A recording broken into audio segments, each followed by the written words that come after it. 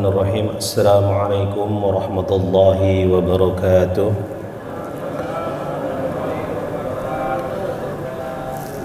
Alhamdulillahi rabbil alamin. Nahmaduhu wa nasta'inuhu wa nastaghfiruh wa na'udzu billahi min shururi anfusina wa min sayyiati a'malina. May yahdihillahu fala mudilla lahu wa may yudlilhu fala hadiya lahu. Asyhadu an la ilaha illallah wahdahu la syarika lah wa asyhadu anna Muhammadan abduhu wa rasuluhu la nabiyya ba'dah.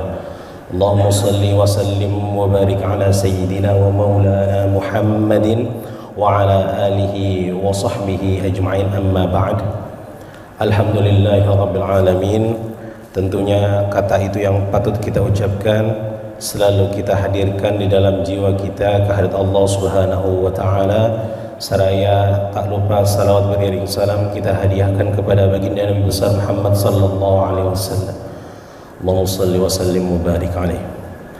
Alhamdulillahirabbil alamin. Pada kesempatan kali ini kita kembali dapat berjumpa, bermuajahah.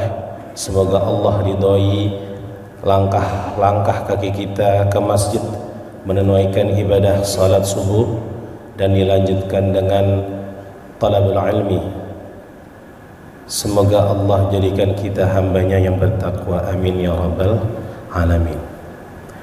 Pembahasan kita pada kesempatan kali ini meliputi salat dengan tema apakah salat kita sudah betul atau sudah benar. Sebelum masuk kepada apakah salat kita sudah benar, alangkah baiknya, alangkah eloknya jika kita sedikit membahas yang disebut dengan salat itu apa. Kita memang sudah mengerjakannya dan insya Allah istiqomah mengerjakannya sejak akil baligh hingga saat ini. Bagian pertama kita akan sedikit banyak membahas dasar-dasar salat, pengertian, hikmahnya, meninggalkan salat waktu-waktunya, tempat salat itu seperti apa, syarat dan rukun-rukun salat, dan tentunya yang membatalkan salat. Jadi rumusnya begini Pak, jika seseorang ingin salatnya khusyuk, jika seseorang ingin menjadikan salatnya itu menjadi tempat ia mengadu kepada Allah, gimana caranya supaya curhatannya didengar oleh Allah melalui salat? Nah, kuncinya kita harus tahu dulu apa itu salat. Salat itu bahasa gampangnya doa. Karena di dalam salat isinya memang doa. Namun secara istilah kita mengibaratkannya yaitu serangkaian ucapan atau gerakan yang dimulai dengan takbiratul ihram, Allahu Akbar, dan diakhiri dengan salam. Tahiyat akhir salam, Assalamualaikum warahmatullah, Assalamualaikum warahmatullah. Nah, sederhananya salat tuh seperti itu. Walaupun salat itu ternyata tidak sesederhana itu Bapak. Bukannya mau nakut-nakutin, bukannya pengen wah salat saya selama ini gimana, enggak. Salat kita insya Allah baik dan benar selama ini, tapi alangkah baiknya kita harus paham dan tahu salat itu seperti apa. Sejarah salat itu ayatnya atau perintahnya turun setelah perintah atau wahyu pertama yang diberikan oleh Allah kepada Nabi Muhammad sallallahu alaihi wasallam. Wahyu pertama kita tahu Iqra bismi rabbikal ladzi khalaq, 5 ayat pertama itu menjadi wahyu pertama beliau, dan beliau dengan turunnya ayat itu, turunnya wahyu itu, beliau sah diangkat menjadi seorang nabi. Tidak berlama-lama atau wahyu kedua yang turun adalah perintah salat yang bunyinya ya ayyuhal muzammil, qumil laila illa qalila. Ayat tersebut pada waktu itu belum menunjukkan bahwasannya sholat yang diwajibkan adalah zuhur, asar, maghrib, isya, subuh, belum. Pada waktu itu Rasulullah Shallallahu Alaihi Wasallam dan para sahabatnya yang masih sedikit masuk Islam itu diperintahkan untuk sholat di malam hari. Ya ayyuhal muzammil qumil laila illa qalila. Wahai orang-orang yang berselimut, bangun sholat di waktu malam walaupun sedikit. Jadi dulu tuh awalnya sholat pas zaman Nabi Muhammad, Pak, adalah sholat malam. Hukumnya wajib minimal 2 rakaat. Awal sholat. Lalu kita tahu Rasulullah Shallallahu Alaihi Wasallam mengalami peristiwa Isra dan Mi'raj. Nanti kita akan merayakan juga Isra Mi'raj Nabi Muhammad Shallallahu Alaihi Wasallam. Nah, disitulah atau setelah atau ketika Isra dan Mi'raj itulah baru Allah mewajibkan kepada Nabi Muhammad dan umatnya melakukan sholat 5 waktu. Tapi ketika pulang dari Mi'raj, pulang dari Isra Mi'raj, Rasulullah belum tahu juga sholatnya apa aja. Tapi udah ditentuin ada 5 waktu. Ada 5 waktu. Setiap sholatnya pada waktu itu masih 2 rakaat, 2 rakaat, kecuali maghrib sudah 3, 2 rakaat zuhur, 2 rakaat di waktu asar, 3 rakaat maghrib, 2 rakaat isya, dan 2 rakaat subuh pada waktu itu. Kewajiban sholat 5 waktu itu turun ketika Isra Mi'raj. Sholat malamnya hukumnya jadi sunnah. Walaupun bagi Nabi Muhammad SAW sholat malam itu tetap wajib hukumnya. Ditanya sama sahabat, ya Rasul, engkau Rasul utusan Allah, engkau sudah dijamin oleh Allah masuk surga, ngapain make sholat sunnah, sholat tahajud, sholat malam sampai kaki bengkak-bengkak? Ayat pertama Al-Baqarah, ayat kedua Ali Imran dan seterusnya, ngapain? Jawabannya Rasul, afala akuna abdan syakur. Nggak boleh ya saya jadi hambanya Allah yang bertakwa atau yang bersyukur. Makanya riwayat lain mengatakan, pendapat ulama lain mengatakan jikasannya sholat malam masih tetap wajib hukumnya bagi Rasulullah. Namun bagi kita sholat malam adalah sholat sunnah yang ditekankan. Di dalam hal ini tentunya dalil pensyariatan atau Allah memerintahkan sholat itu baik dari Quran ataupun hadis. Faqimus salata wa atuz zakah innas salata kanat 'alal mu'minina kitaban mawquta. Sesungguhnya sholat itu adalah fardu yang ditentukan waktunya.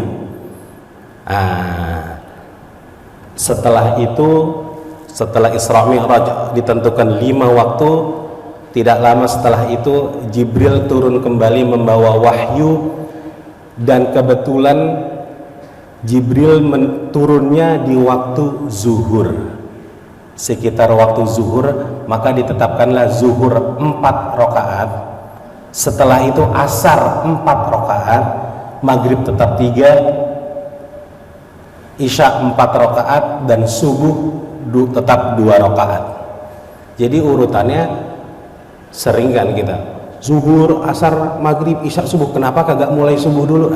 Karena pada waktu itu Jibril alaihissalam membawa wahyu dari Allah itu pertama ditentukannya waktu zuhur 4, 3, 4, dan 2. Namun awalnya kan zuhur 2, asar 2, maghrib 3, isya 2, dan subuh 2. Awalnya seperti itu tidak berubah seperti itu, khususnya buat mereka yang melakukan safar. Nanti ada hukumnya lagi bagi mereka yang melakukan safar. Bagi kita yang melakukan perjalanan jauh dengan jarak kilometer minimal 89 sampai 92 km, maka diperbolehkan untuk kita melakukan sholat jamak qashar yang tadinya 4 jadi 2 kecuali maghrib.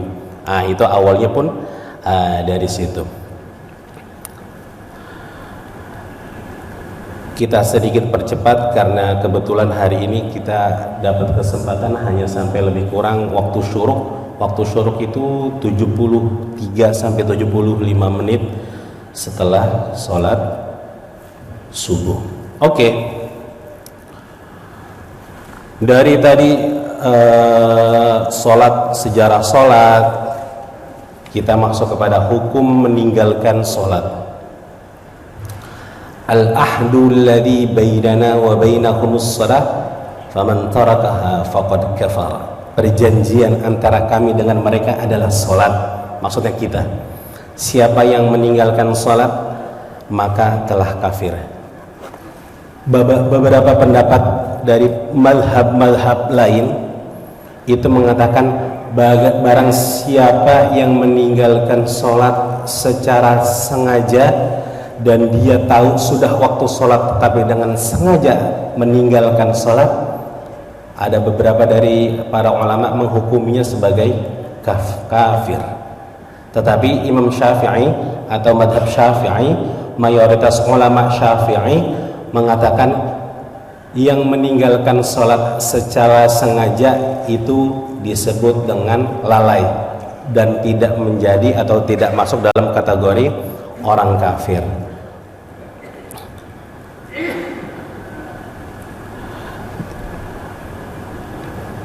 Jadi seperti ini Pak, kelihatan ya, hukum meninggalkan sholat. Ada yang mengatakan itu masuk dosa besar, atau minimal hukuman yang diterima kepada orang yang meninggalkan sholat secara sengaja dan ia tahu kalau saatnya sholat itu wajib adalah dosa besar. Beberapa ulama Syafi'i juga, sebagian ulama Syafi'i mengatakan jika saatnya meninggalkan sholat itu menjadi dosa besar, maka halal baginya dihukum cambuk atau dihukum hingga yang bersangkutan berdarah dan mengakui tidak akan mengulanginya lagi. Bisa dipahami Pak? Jadi orang yang meninggalkan sholat secara sengajain, kan beda urusannya. Ketika kita dalam perjalanan itu kita diberikan rukhsah, kita diberikan keringanan oleh Allah untuk dapat menjamak sholat zuhur, asar dan atau maghrib, isya. Itu bisa diberikan keringanan. Ketika kita sedang dalam kondisi sakit misalnya, kita tidak bisa berdiri, kita boleh duduk. Ketika kita tidak bisa duduk, kita boleh sambil tiduran. Ketika kita tidak bisa menggerakkan tangan kita atau tubuh kita, tetapi kita masih dalam kondisi sadar, kita sholat dengan isyarat kedipan mata. Setelah itu mungkin saya rasa udah pingsan. Kalau pingsan enggak, karena salah satu syarat sah sholat nanti kita bahas adalah berakal. Berakal dalam arti akalnya masih berjalan secara normal. Maksudnya yang berakal tuh bukan hanya yang nggak berakal bukan hanya orang gila Pak.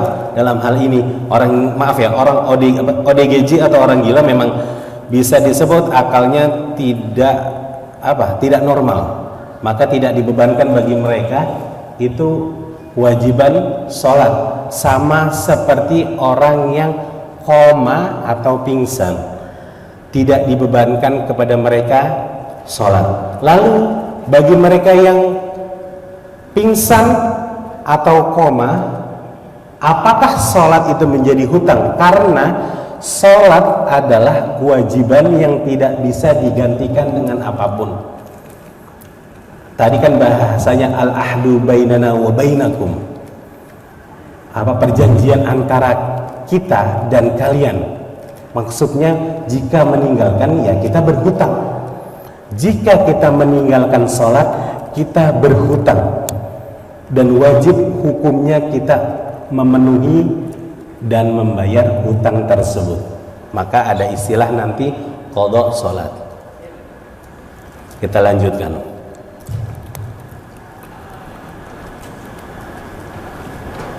Ini hukum meninggalkan salat secara duniawi madhab Hanafi. Mereka ada yang berpendapat wajib hukumnya dibunuh, dipenjara atau dipukul. Maliki dan Syafi'i dibunuh, tapi dalam hal ini di kalangan madhab Syafi'i, ulama Syafi'i atau yang kita anut saat ini madhab Syafi'i di Indonesia umumnya itu tidak sampai dibunuh karena hanya masuk dalam kategori dosa yang besar.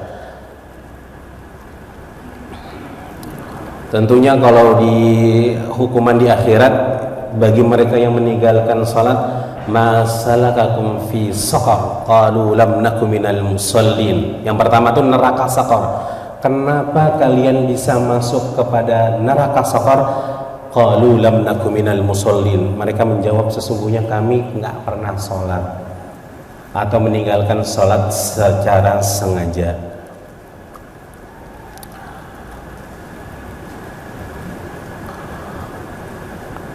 Ada kondisi, terus bagaimana kalau kita terlanjur meninggalkan sholat? Ya tentunya taubat, qadha, dan perbanyak pahala.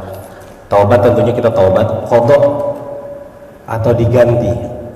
Jadi begini Pak, kami punya pengalaman pribadi. Sewaktu COVID lalu, kami itu dirawat kebetulan kami berdomisili di luar Indonesia, kami dirawat di Oman. Itu kami disebut apa ya, koma lebih kurang 10 hari ya, 9 hari sampai 10 hari koma, nggak bisa ngapa-ngapain. Ya koma namanya juga. Ketika bangun dan ketika sembuh, kebetulan kami dekat atau kenal dengan salah satu MUI-nya Oman.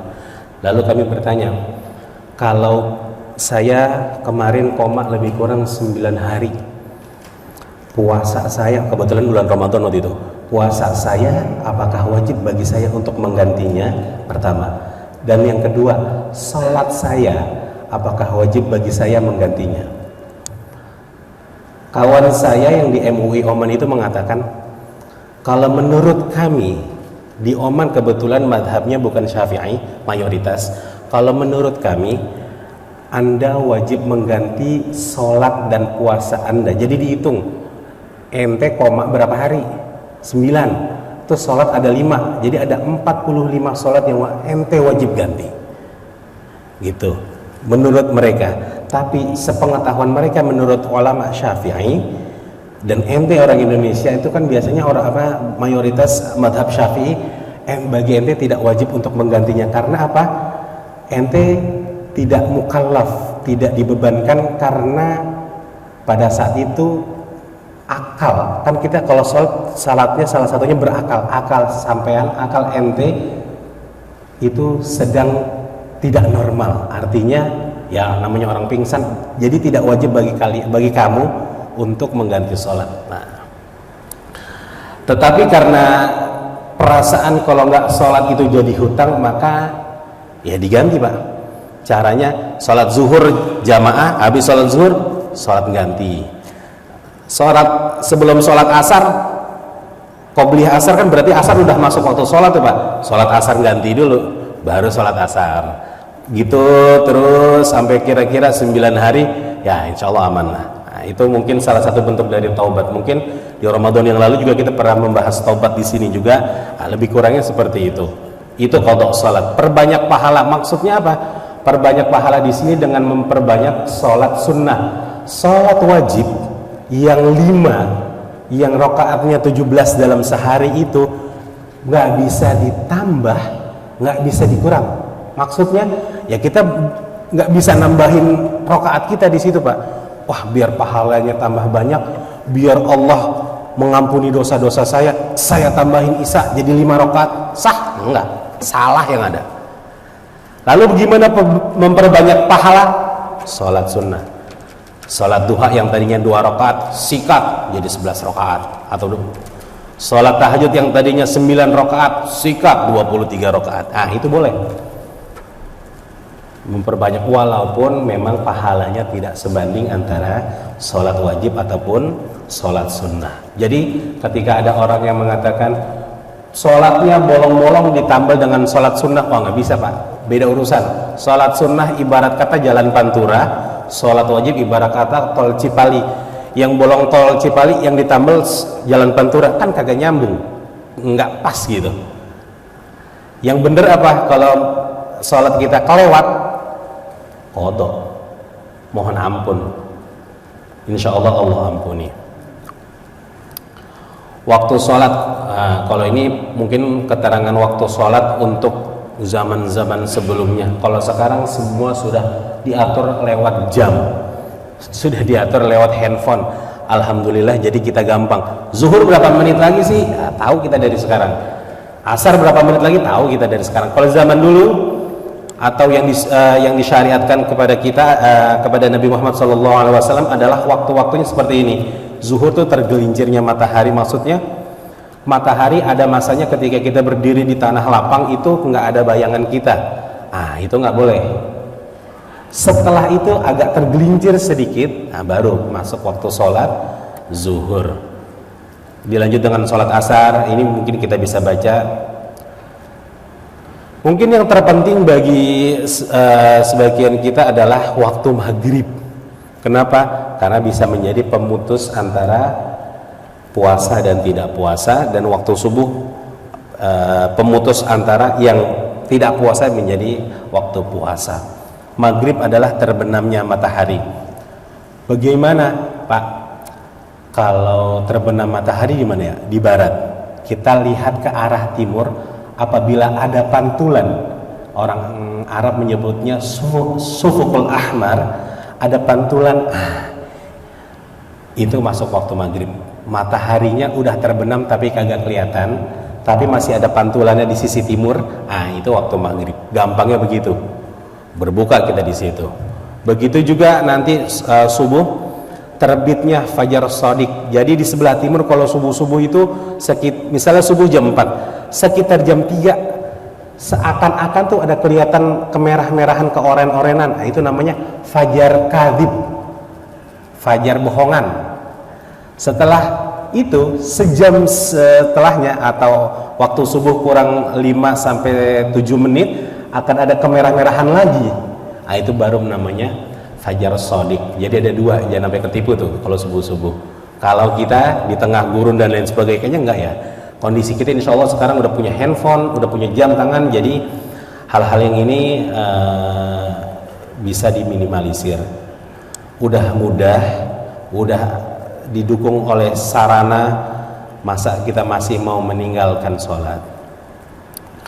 Tapi yang perlu dicatat adalah ulama usul fiqh mengatakan sholat itu ibadah yang muwassa.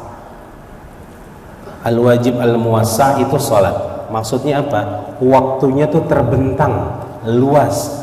Kalau puasa itu mudayyak, artinya puasanya cuma itu doang. Nggak bisa kita dalam satu puasa Ramadan atau dalam satu puasa kita niatkan puasa-puasa yang lain, itu nggak bisa.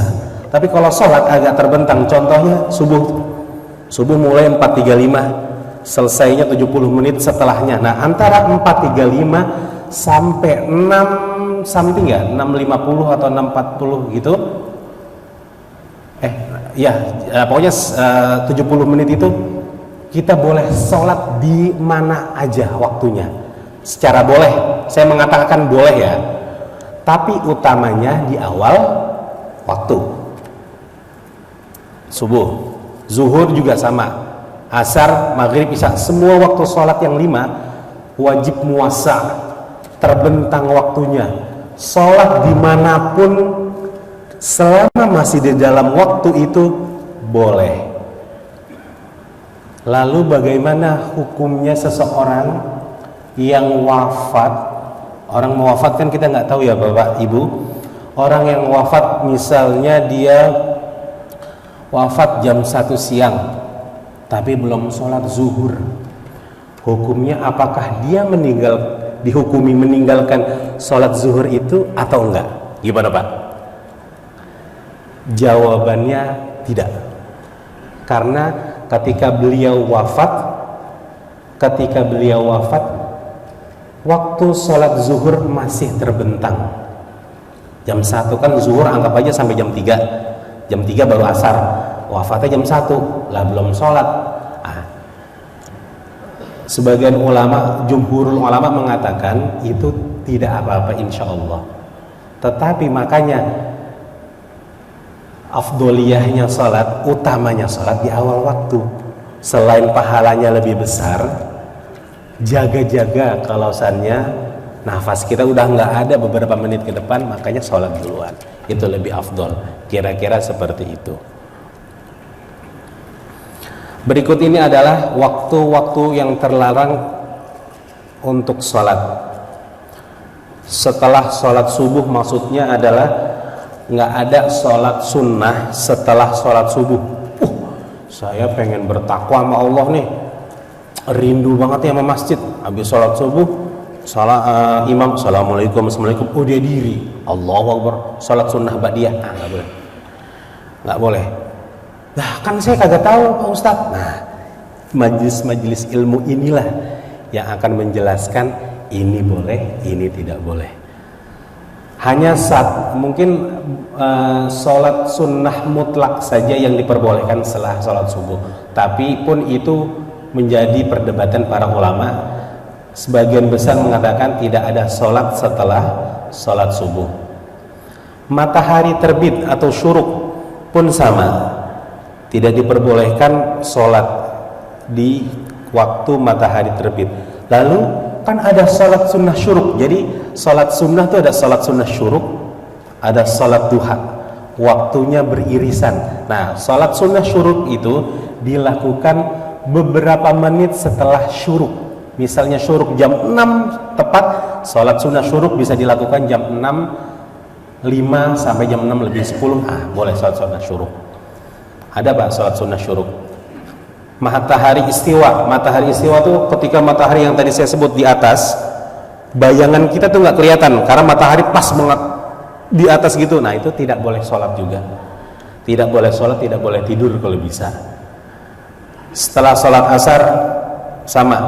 Setelah sholat asar tidak ada sholat sunnah setelah sholat asar. Termasuk tidak dianjurkan untuk tidur juga setelah sholat asar. Dan matahari terbenam, matahari lagi on the way masuk ke dalam, bukan ke dalam laut ya, tenggelam di sisi barat. Nah, itu belum, karena maghrib itu setelahnya, ketika matahari udah nggak kelihatan tapi di sisi sebelah timur ada bayangan orange dari matahari atau sufukul ahmarnya kelihatan di sisi timur. Nah, itu baru sholat maghrib. Tapi ketika matahari terbenam, nggak boleh juga tidur. Jadi bisa dikatakan ini di waktu-waktu yang nggak boleh sholat, dan juga nggak boleh tidur. Disarankan nggak boleh tidur setelah sholat subuh. Tapi kalau capek banget ya nggak apa-apa Pak. Tapi disarankan untuk tidak mengerjakan sholat di waktu-waktu tersebut. Tempat sholat kita sudah tahu.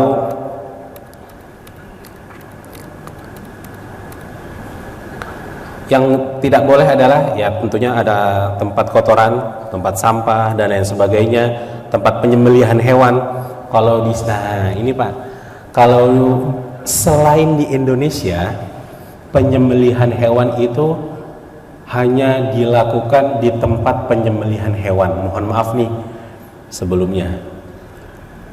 Kalau di Indonesia kebetulan kan kita tidak memiliki tempat penyembelihan hewan yang memadai mungkin di sini. Jadi ya disembelihnya di pelataran masjid dan lain sebagainya.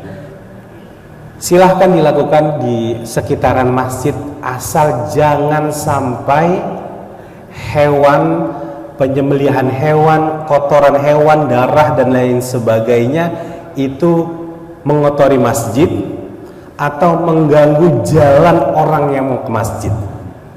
Ya minggir-minggir dikit nggak apa-apa Pak, gitu kan. Soalnya teman kami dosen Saudi itu kaget ketika datang ke Indonesia. Setahu saya yang boleh iktikaf di masjid itu manusia. Kenapa di Indonesia itu udah mau menjelang Idul Adha banyak hewan kurban yang iktikafnya di masjid? berdiri di depan masjid gitu, kok aneh gitu. Nah, mungkin udah menjadi tradisi budaya kita, tapi kita juga patut bukan waspadai, kita patut tahu. Kebetulan di sini juga ada DKM, agar penyembelihan atau yang berurusan dengan hewan kurban jangan sampai menghalangi jalan orang menuju masjid. Karena apalagi sampai masuk ke masjid, motong-motongnya bagi-bagiin ngepacking hewan kurbannya di dalam masjid. Oh jangan Pak, jangan, karena masuk dalam kategori tempat penyembelihan hewan, itu nggak boleh kita sholat di sana. Kira-kira seperti itu. Kuburan, ya kita nggak boleh sholat di kuburan.